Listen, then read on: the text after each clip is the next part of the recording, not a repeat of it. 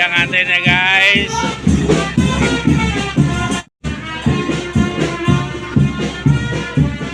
Wah, ini dia bapak kita guys. Ini dia emak kita, ya Allah, cakep-cakep banget ah.